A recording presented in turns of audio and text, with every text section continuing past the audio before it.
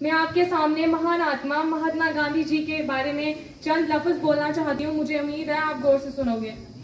महात्मा गांधी जी को हमारे नेशन के बापू भी कहा जाता है, गांधी है, और उनकी माँ का नाम पुतली बाई था। उन्होंने इंजस्टिस के खिलाफ बहुत सारी लड़ाइयाँ भी लड़ी और आखिरी सांस तक लड़ते रहे। तुम्हारे हवाले वतन साथियों। शुरू किया। इसका ये मतलब था कि नॉन वायलेंस तरीके से लड़ना और सच के लिए तलाश करना और सच्चाई के लिए लड़ना। तेरी धूल से बढ़ के, तेरी धूप से रोशन, तेरी हवा पे जिंदा तू बाग है मेरा,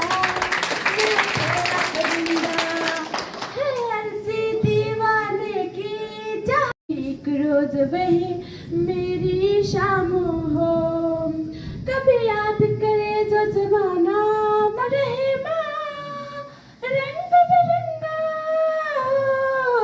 ऊंचा आसमां से हो तेरा तिरंगा, जीने की इजाजत दे दे, जा हुक्म शहादत दे दे, मंजूर हमें जो भी तू चुने।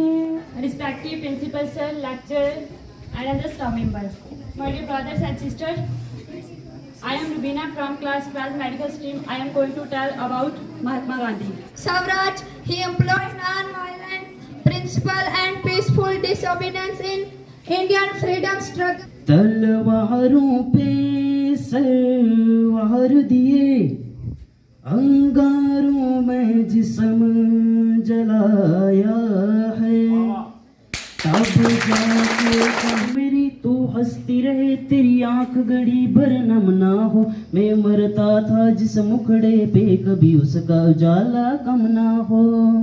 सर, स्कूल फैकल्टी के तमाम मेंबरान, मेरे प्यारे भाइयों और बहनों, मैं आज गांधी जयंती के मौके पे आप सबके सामने बाबा एक कौम की विलादत पे, योम विलादत पे कुछ बातें करने जा रही हूँ। मुझे उम्मीद है कि आप गौर से सुनेंगे। हम पूरे हिंदुस्तान में उन बातों को याद किया जा सके जो हम पूरे हिंदुस्तान में गांधी जयंती को एक बड़े कौमी त्यौहार की तरह मनाएं। वो एक ऐसी शख्सियत थी जिनकी लाठी बेआवाज थी लेकिन हिंदुस्तान को आज़ाद करने के लिए काफ़ी थी।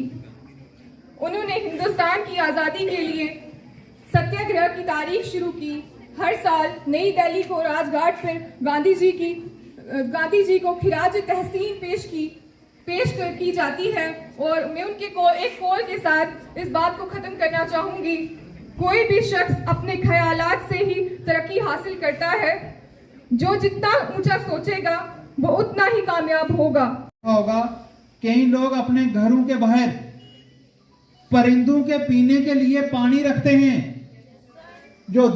जिस देश के लोग वहां के जानवरों और परिंदों से जैसा बिहेव करते हैं तो उस देश के लोगों का बिहेवियर का पता रिस्पेक्ट करते हैं, तो फिर इंसानों की क्यों नहीं करेंगे। गांधी जी पर काफ़ी कुछ बोल चुके आप लोग, और बलवंत सर ने बहुत मेहनत की। मैं सुबह से देख रहा था कि वो जब अभी आए थोड़ी देर पहले पसीना ही पसीना थे। मैं चाहूँगा पूरा स्टाफ जो है और अपने बच्चे जो हैं थोड़ा उनके लिए जो है उनके काम के लिए तालियां बजाएं। हाँ, मैंने बलवंत सर का नाम इसलिए पहले लिया क्योंकि उनकी बहुत बड़ी कंट्रीब्यूशन है, आज हमेशा रहती है। जो हमारी एक्स्ट्रा को करिकुलर एक्टिविटी होती है इसमें इनका बड़ा एक तन मन धन से काम करते हैं। गांधी जी के बारे में सबने बोल दिया, काफ़ी कुछ बोला, काफ़ी कुछ मुझे भी पता नहीं था, मैंने भी जाना। एक चीज़ जो है मैं थोड़ी सी उनकी एक इस चीज़ पे बोलूँगा कि जब उन्होंने इंडिया के इकॉनमी की बात की, जैसे आज अगर ये इकोनॉमिक्स या पॉलिटिकल साइंस वाले स्टूडेंट हैं इनको पता होगा कि हमारे इंडिया में जो है मिक्स्ड इकॉनमी है।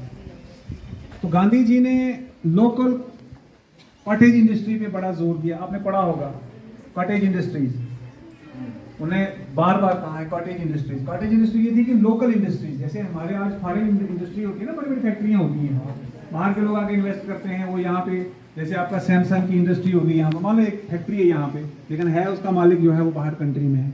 तो गांधी जी ने कहा था कि हमें बाहर के लोगों को बुलाने की जरूरत नहीं है, हमारे अपने भारत में, ये सुनने वाली बात है, थोड़ा आप तवज्जो करें। उन्होंने कहा कि हमारे अपने भारत में इतने बड़े स्किल हैं कि अगर हम उन स्किल को सामने लाएं, हम अपनी छोटी छोटी इंडस्ट्रीज बना सकते हैं। और रुई जो थी वो पैदा होती थी, उन्होंने कहा कि ये इसी को हम वीव करके वो काट छाट के इसका हम अपने जो है कपड़े बना सकते हैं। कि उन्होंने खुद भी पूरी जिंदगी जो है खादी का कपड़ा पहना हुआ है।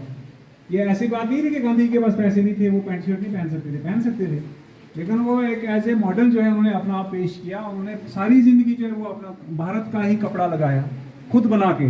यहाँ की पैदावार जो कपास पैदा हुई, यहाँ की रुई पैदा हुई, उससे जो धागे बनाकर उससे कपड़े बनाएगी, फिर वो कपड़ा जो अपने ऊपर रखते थे। आप मेरी बात समझ रहे हैं? आपकी वजह नहीं है इधर। अब इसी के चलते जो है रिसेंट गवर्नमेंट ने ये कुछ फैसले लिए हैं। कहा कि कॉटेज इंडस्ट्री तो हम कायम करें, लेकिन how to identify the skills, skill का कैसे पता लगे कौन बच्चा किसमें एक्सेल कर रहा है। आप समझ रहे बात? कैसे पता लगे कि कौन लोग जो है किसमें जो है इंटरेस्ट रखें, ताकि उनको अकॉर्डिंगली जो है आगे वो उस इंडस्ट्री जो कॉटेज इंडस्ट्रीज का कंसेप्ट है उसमें जो है उनकी कंट्रीब्यूशन दें। तो इसके लिए गवर्नमेंट ऑफ इंडिया ने ट्रेड बना लिए, ठीक है, ट्रेड बना लिए। जैसे आपका IT ट्रेड है, ठीक है जी, हेल्थ केयर है, ये जो प्राइवेट आ रहे हैं। आप कई बार सोचते हैं वोकेशनल सब्जेक्ट को इंट्रोड्यूस करने का मतलब क्या था, क्या मतलब है, ताकि आइडेंटिफाई कर सकें कि कौन बच्चा किस में जो है ज्यादा तवज्जो दिखाता है। और जो बच्चे IT जिनने रखा है, हो सकता है कल आप इसी में एक्सेल करें। और इसी जब आपकी एक बहुत ज्यादा जो है मैनुअल पावर जहां जनरेट हो जाएगी, पढ़ी लिखी लिटरेट हो जाएगी, तो तब जाकर जो है उनकी कंट्रीब्यूशन मानी जाएगी। कॉटेज इंडस्ट्री हमारा जो कॉन्सेप्ट है वो क्लियर होगा। मेरी बात समझ रहे हैं आप? दूसरी जो बात है गांधी जी के बारे में, नॉन वायलेंस एंड सत्याग्रह, उसने गांधी जी ने लिखा हुआ है कि मैंने हर धर्म पढ़ा हुआ है। तो सच बात है, जितने भी धर्म थे प्रेवलेंट उस टाइम में थे या आज भी हैं, तो उन्होंने सब धर्म पढ़ा। उसने कहा कि I found a fundamental unity among all the religions. हर धर्मों के बीच मैंने एक फंडामेंटल यूनिटी देखी। क्या देखी? हर धर्म में कहा मुझे एक कॉमन चीज मिली। जैसे आप देखेंगे कुरान का और भागवत गीता का मुकाबला करेंगे तो कुरान में जो है आइडल वर्शिप का कंसेप्ट नहीं है। मेरी बात समझ रहे हो? थोड़ा मैं टाइम लूंगा। भागवत गीता में आइडल वर्शिप का कंसेप्ट है, ठीक है, कि देवी देवता की पूजा करनी। लेकिन उसने कहा फिर भी ठीक है, कुछ डिफरेंसेस वो रहे होंगे, लेकिन दो चीजें जो है मुझे कॉमन मिली हर धर्म में, whether it was Christianity, Hinduism, Jainism, मतलब जो भी धर्म था। उसने कहा कि दो फंडामेंटल यूनिटी मैंने देखी उनमें कि एक जैसी चीजें हर धर्म में। वो क्या है? Non violence and Satyagraha.